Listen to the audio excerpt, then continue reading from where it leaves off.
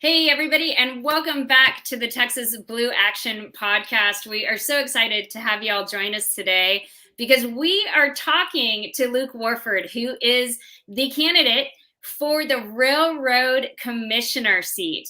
And, if you're like me, you're wondering, what the hell is the Railroad Commissioner? So we're really excited to have Luke here to talk us through what that is and why it's so important. So welcome, Luke. Thanks for being here today. Hey, And Lana. let's start there. What the hell is the Railroad Commissioner? Oh my gosh. Well, the Railroad Commission is, I think, one of the most important elected offices in the state. It, contrary to its name, has nothing to do with railroads anymore. It actually regulates the Texas oil and gas industry, which is obviously incredibly important, a key part of our economy, has been a key part of our economy for a long time.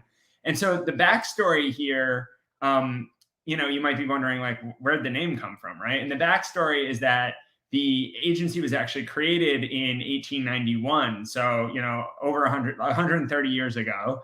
And back in the 1890s, there was this big concern about railroad monopolies and the railroads not being competitive. And so the Texas government created this agency to try to make railroads more competitive and more effective. And then it was really in the 1930s when the commission started to, essentially their mandate was expanding and oil and gas was taking off in Texas. And they were like, okay, maybe we'll have oil and gas be regulated by the Railroad Commission as well. And so it's been since the 1930s that the Texas Railroad Commission is now, has been kind of misnamed and overseeing oil and gas. It doesn't even oversee railroads anymore at all. It's been years since that left its mandate. And just to sort of like reiterate the importance, right? Oil and gas is just like absolutely essential to the Texas economy. It's absolutely essential to our grid. We'll talk more about the role of the commission in the grid failure in a little bit. But I just think it's so important, and I think we need new leadership on the commission, and that's a big reason why I'm running. Sure. And so, as you mentioned, it helps regulate the oil and gas business industry here in Texas, and Texas is an industry leader in those ways, and so it is important to our economy. But talk to me about why this is such an important seat in regards to climate and what we need to do to help mitigate what's happening to us right now in regards to global warming and all of the other issues. Yeah, for sure. And so the Railroad Commission has so much to do with that, right? Everybody knows the world is changing. And just to sort of like give you some baseline facts here, Texas is the largest greenhouse gas emitter in the United States. We're the largest oil and gas producing state in the largest oil and gas producing country in the world. And so that's obviously super important economically, but it's also super important from a climate perspective, right? And so there's been, with COP26 happening and with all of the recent policy coming out of the Biden administration, there's been all of this discussion about methane, right? And people are like, well, why is methane so bad? We think, you think of methane and you think of cows usually, right? So methane is a greenhouse gas that's actually 80 times worse for climate change than carbon dioxide is. And it's one of the major byproducts of something called, that Krista Castaneda talked a lot about. She was the Railroad Commission candidate last cycle, of flaring and the oil and gas industry. And so the Railroad Commission, from a greenhouse gas perspective, is supposed to be preventing the illegal flaring and venting of methane and of natural gas, but they're just not doing that, right? There's lots of conflicts of interest. We can talk more about it. But that is having a huge impact on the climate and on the sort of rate of climate change. I think the other thing that's super important, though, is sort of the more acute or immediate experience that we all had in February of this past year with the grid failure, where the Railroad Commission, this wasn't the first time it got cold in Texas, and this wasn't the first time that the grid struggled. And there was, I don't know if you remember, but in 2011, there was a major storm as well, and there was a partial grid failure. And coming out of 2011, there were all of these super clear recommendations, right? That were like, okay, we need to weatherize the grid. And, everyone throws around the word weatherization, but it's really like not that complex, right? Like you put antifreeze in your car, it's sort of like putting antifreeze in our grid. So it's like not it's not too much to ask. And so coming out of 2011, there were all these recommendations to weatherize the grid, basically putting up warning signs saying, hey, if you don't do this, like the grid's going to fail again, right? We knew that there was a risk. And it was the Railroad Commission's job to enforce that weatherization, to make sure that oil and gas companies weatherized, and they just didn't do it. So like that was, and there was a major report that came out yesterday that said the lack of weatherization was one of the major causes of the grid failure in February. And like, I don't know. I remember like when it got cold in my apartment, right? It was down to probably 40 degrees inside. We didn't have power for 3 days. And I know for so many people, it was so much worse. But I just remember sitting there and like thinking, like, could this have been prevented? Right? Like we're the energy capital of the world. It's 2021 and we can't keep the lights on when when it's 20 degrees outside. Like lots of states, it gets that cold all the time. And the answer is like, yes, that absolutely could have been prevented if the Railroad Commission had done its job. And I think, it's something that a lot of Texans don't know about, the sort of important role that the commission played there. And, that's one of the reasons I'm running. I'm really, where I come from, if you don't do your job, you don't get to keep your job, right? And they just didn't do their jobs. They were looking out for the oil and gas executives that fund their campaigns and not looking out for the rest of us. And I think they need to be held accountable. That was going to be my question, was what was it that you think was the barrier for them to doing their job? And so we're talking about campaign contributions, that this is how they're funded. Yeah. Well, so it's two things too. It's campaign contributions, and it's like literally them owning partial stakes in the companies they're supposed to be regulating. So like first of all, just at base, more than 2/3, if you look at the current commissioners, more than 2/3 of the money that comes into their campaigns, hundreds of thousands of dollars, millions of dollars across all of the campaigns, comes from the oil and gas industry, right? And that's the industry that they're supposed to be regulating. And so I think just sort of on baseline, that's a clear challenge, right? That the same people that you're supposed to be regulating, the same people who fund your campaign.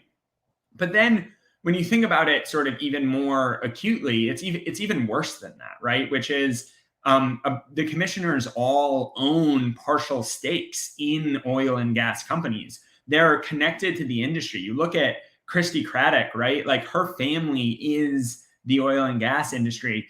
And so to think that somehow, or is of the oil and gas industry. And so to think that somehow having a regulator who's from the industry to then like hold that industry accountable, it just like doesn't make sense, right? And I think that's another reason that I'm running, right? Is like so the Railroad Commission it's a 3-person commission, and I would be no Democrat has won since the early 90s, and so I would be the minority. If we win, I would be the minority on the commission. And there's a huge amount of power even in having one seat. But I think one of the things that an individual commissioner can do is they can bring some balance to it, right? Like the Railroad Commission is clearly not doing its job.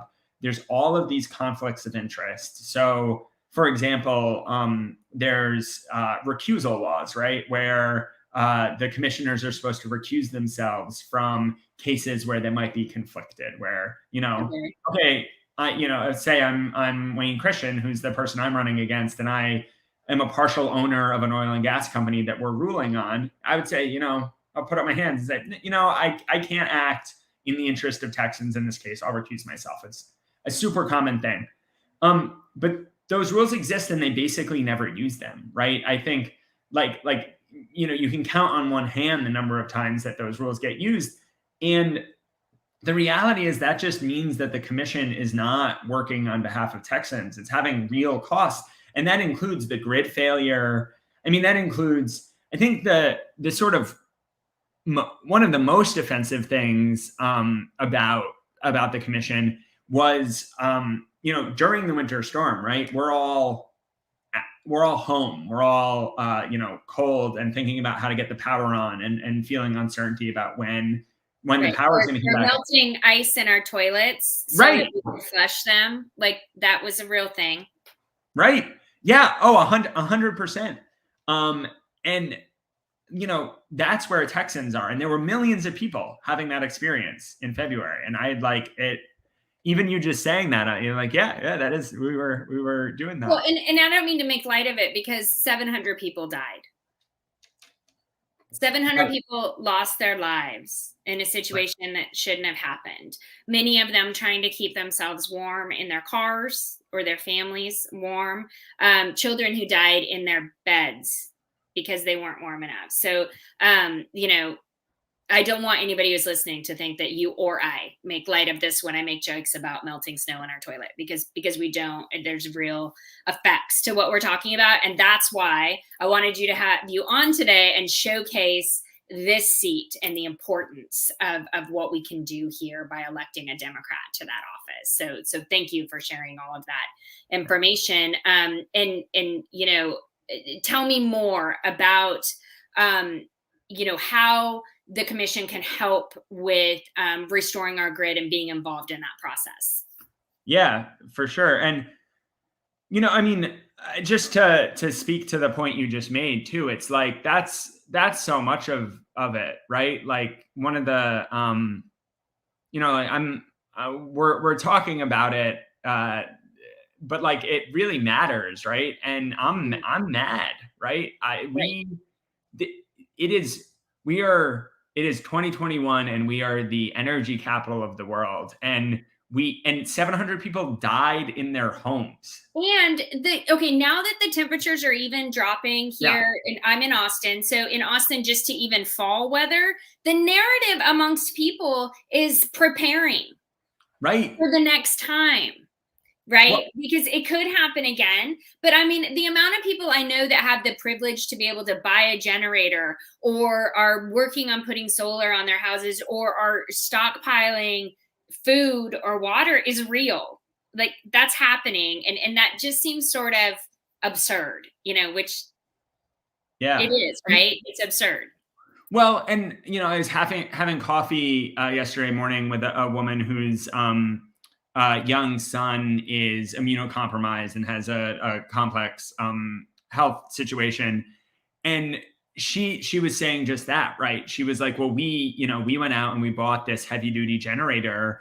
And number one, it's terrifying, like, because if it got cold, that would be a risk, right? Her kid can't get cold, right? Mm-hmm. And that's what a privilege that she was able to do that. But there's so many Texans, both for her, it's wild that we're living in a time where that is a real thing that we have to be concerned about. And so many people can't do that, right? That's not an option. Generators are expensive. This isn't easy. One of the things I love about Texas is how much everyone was taking care of each other during the winter storm, right? 100%. Texans look out for each other. We take care of each other, but we also shouldn't be left to fend for ourselves because our elected officials are just looking out for them and their friends. Like, just to be clear about, well, and this part of it is so gross, but like middle of the storm, we're all freezing and cold in our homes.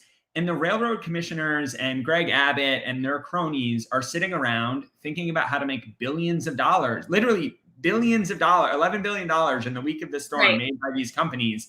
And then to pass those costs on to consumers, right? They weren't focused on getting the grid back online. They were like, this is an opportunity. How can we enrich our friends and screw over everybody else? And to use a really concrete example, right? So that was all happening. but those costs are going to be paid by Texans for years to come, right? It was just last Wednesday on the very day that we announced our campaign, because we just announced a week ago. The Texas Railroad Commission approved passing $3.4 billion onto Texans that we're all going to pay in increased utility bills over the next decade. And, I think Beto called it the Abbott tax. I'm going to call it the Abbott and Railroad Commission tax, which I guess is less punchy. But like, that happened. There was no cross-examination. There was no question. It was less than 60 seconds of debate. Like, they introduced it and they were like, yep, approved, passing it on. And even as an individual commissioner, there is so much opportunity to call for witnesses, to call for public hearings, to increase accountability, to increase transparency. I mean, when you go back to why is the thing called the Railroad Commission, like, they don't want you to know what it does. That's the point. What you're talking about right now is a symptom or the disease that is Texas Republican politics. All of these decisions are often made, in this split second by somebody that is not representative of the people, but lining other people's pockets. And it's also why, to your point, that so many people don't know the importance of these types of offices, right? They don't understand. And that's also somewhat intentional, right? They bank on people not being aware. And so I think this is a real opportunity this cycle, to really showcase the importance of this office and what can be done with it. And just overall, the importance of our state level races becoming, and our state level candidates becoming more, representative of regular Texans and keeping our interests at heart. And so, let's talk a little bit about the commission, because you said there's 3 people, right? Yeah. So not understanding, the general population, myself included, not understanding exactly what this role is. Like, talk to me about it. Like, there's 3 people, and am I correct that they're elected for 6-year increments? Is that right? Okay, so let's talk about all that. Break it down for me. So, it's a great question. So the commission is a big regulatory agency, right? It approves if you want to drill a new oil and gas well or build a pipeline or whatever, you would go to the commission and you would say, hey, these are my plans. Like, I want approval. This is where I'm going to do it. This is what I think. All these pipelines that, we're looking at, going through hill country and all of the things that people don't want in their backyard. It's the commission that says yay or nay. Well, and it's the commission, and it's this outdated. So there's something, this is like weedsy, but I love it because. No, get in the weeds so we can help people understand. So there's this thing called T4 permits, right? Which basically allow a pipeline company to, for better or worse, to basically, regardless of what they are trying to do, to use eminent domain to claim land from private landowners if they're trying to build a pipeline across the state. The base idea of that made a lot of sense, right? It was like, okay, it's really hard. This is, decades ago when we needed to get oil and gas from the places where we take it, or where it comes we take it out of the ground, to the places where people use it. And building a pipeline is really difficult. But Texas is one of the fastest growing states in the country. And this T4 permitting system is a relic of a time when there was so much space and it wasn't disturbing people to, build pipelines through their land. Whereas now, like, as populations have grown, the T4 permitting is being totally misused, and like it's just an outdated system, right? We obviously need to be able to transport oil and gas from to places where it's taken out of the ground to places where it's being used. Like, of course we need that. And we need better transmission lines, and we need to invest in all of those things in cleaner, more effective, more 21st century ways. And the idea that like a private company could come to you and say, "Hey, I know this is your land. This is your backyard here, but like we're going to take it because we need to build a pipeline across it." Like Texas Republican elected officials have no respect for the property rights of Texans, right? We're doing the same thing at the border, right? Right, yes. Right, with the wall, like it's the exact same thing. All of these ranchers are having, land taken so that we can build this vanity wall that's supposedly going to stop immigration, which is just massively absurd and not what we're here to talk about. But I love what you're saying here. But doesn't this also have real climate implications? Because we're talking about aquifers that go through the hill country, we are talking about springs, we are also talking about valuable resources that are also harmed by these decisions. So talk to me about that. Yeah, I mean, it doesn't get much simpler than like I want to live in a state with clean water and clean air, right?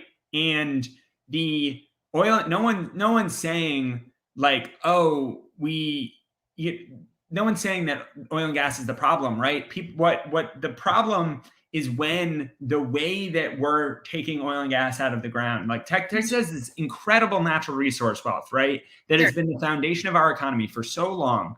And where oil and gas jobs have allowed Texans to provide for their families, but that we can do that and keep our air and water safe, right? So that's it, Luke, right there. That's the bridge that people miss. Yeah, we can do both. Right, and it is a false choice, right? And when we look at the commission, flaring is just like one of the, just burning off putting off methane into the environment, like is such a clear example of this, because like there's no reason like that doesn't need to be happening, right? Like it's go ahead. Yeah. I was just gonna say, let's back up there. Let's talk about what that is. Okay. Because some people might not know what this flaring is. Okay.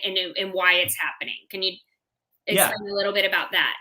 So in the process of oil and gas, taking oil and gas out of the ground, oil and gas extraction, there's byproducts basically in different forms of greenhouse gases. One of them is methane, right? And sometimes you can capture the methane and sell it for a profit. Sometimes it can be captured easily. Some facilities have the ability to do that more effectively.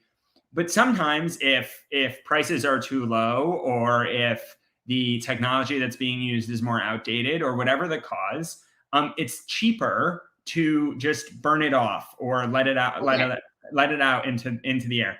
And the problem, and we've all seen those flares, just so y'all know. You see the thing with the flame off in the distance when you're driving down the road, especially if you're headed to Midland or somewhere. That's what he's talking about. Well, and the thing that I remember is like you can smell it, right? You can in the air, some of those chemicals have a real like impact that you can feel. And what you can't see is the impact that they're having on climate change, as you said, right? Right. Yeah, and methane is 80 times worse for climate than carbon dioxide, and that's just massive. And it's a massive impact that it's not like the commission is supposed to be regulating that. They're supposed to be preventing a lot of that stuff from happening, and they're just not doing it. And I think, like, honestly, it comes back to the conflicts of interest, right? It's because their campaign, that would mean holding their campaign donors accountable, and it's not working, right? It also means risking re-election. Right. For people that have made that choice, what they're saying is, I don't want to lose this seat, right? So I'm going to do what benefits donors over what benefits maybe the people often. Well, and I think, I mean, the folks that I've talked to in the oil and gas industry don't like flaring either, right? Like it's wasteful, it's bad for the environment. Everybody, just to go back to basic principles, right? Texans want clean water and they want clean air. And the reality is that it's not about Texans, right? They don't care about Texans. They care about executives of these companies who are writing them checks, right? It's like a very small group of people. And I think, to your point, I think that people are frustrated with it, and people are fed up with the lack of leadership that we've seen at the commission. And the grid failure is such an acute and specific and recent example of that. That what I think that's what's gonna cost them their election. They might get campaign contributions from their buddies, but like their voters are going to see through it, I think, and that's like one of the reasons I'm excited to be running this year. Well, I think that's a great point, Luke. I think that, in general, Texas voters are really showing up and coming to the table. I mean, we saw that through record turnout in 2020, right? That they're tired of a lot of these things. And a lot of that is just increased awareness about what's happening. And, people's willingness to get involved and say, not anymore, not on my watch. I know I listened to a fantastic podcast that was done by Texas Monthly, and I think it was called Boomtown. Please forgive me if it wasn't. Yeah. But they had a number of ranchers that live, in the Odessa and Midland area that talked about the flaring too, and just the quality of life that, they used to look out over the horizon and it was just clear. And now at night, it's like all lit up with all of these flares and more each year. So it's not just something that happened once, but just back to your point about voters, I think that these folks that are making these choices that are causing harm and allowing for continued grid failures, at the massive scale that we saw last year, are really underestimating the voters. They're really underestimating the people that live here. They're really underestimating that people like yourself are going to step up and run for these offices that have sort of been downplayed isn't the right word, but ignored maybe as or hidden. I mean, that have been hidden, right? They're trying to hide them from us. I mean, I would like to argue that maybe that's even why they haven't changed the name. Why the reason it's still called the Railroad Commission is because who gives a shit about the railroad? I do. My dad was an engineer for Burlington Northern, literally put food on the table. But just saying, they're not equating it with the importance of what it does, climate wise, policy wise, what the real job is, because the name itself is misleading. Yeah, 100%. And, I know we're wrapping up in a minute, and I would just say there's hours and hours of content and of things that we could talk about. And if you're listening to this stream or listen to the podcast later, you can go to lukewarford.com to learn more about our campaign, to support. We're obviously just getting started and, would appreciate volunteers and donations, and just reach out and tell us what you think. Like us on all the social medias. I think it's an important fight. And, the response, as I said, we launched a week ago. The response has been really positive so far, and we're just trying to keep it going and, try to get somebody on the commission who cares about Texans, right? And who's going to work on behalf of Texans, not just themselves and their buddies. 100%. And before we do go, Luke, because I meant to ask you this earlier and you did touch on it a couple times, give us the quick and dirty on, the reason you did decide to run now, a little bit about yourself and why it is that now's the moment and this is the office that you decided to run for. Yeah. I mean, so, and Lana, we've known each other for a while because I come out of political campaigns and political organizing. I, most recently was leading voter registration at the state party here and ran one of the biggest voter registration programs in state history. And that's because I think that registration is obviously an important way for us to win, but it's also just the right thing, right? People should be able to, if you're eligible, you should be able to register easily and vote easily, right? That is just fundamental to our democracy. And so I've worked a lot in the private sector, but also worked on, I got my start as an organizer on the Obama campaign in 2012. The decisions that our elected officials make have a major impact on all of our lives. And I think fundamentally, that's why I'm running, because I, have thought this office is incredibly important for a long time. But it was really the grid failure in February, the sort of the negligence on the part of the Railroad Commission in preventing it, and then the opportunism of them using that moment when we were all suffering, where Texans were dying in their homes, to get rich, to make off with a profit. And I think there's a huge opportunity for us to put somebody on the commission who's going to increase transparency and accountability. And I'm really just excited to be in the fight and looking forward to working with you all and with folks across this, other candidates and groups across the state on this campaign. That's awesome. And we're so glad you did step up to run here. And, to Luke's point, the statewide elections are going to be massively important this cycle coming into 2022, and every single vote is going to matter. And so if you're interested in getting involved in organizing and helping turn out those voters, of course, check out blueactiondems.com. Luke, I want to thank you for being here today and for running for this important seat. I'd love to talk to you more about it another date, maybe 6 months from now, see how things are going. And of course, as always, thank you, Progress Texas, for hosting this today, letting us come here and talk about all the things we want to talk about, and for everybody that was willing to join us in this conversation. We hope to see you all again next week. Thank you. Thanks, Lana. Thanks, everyone. See you.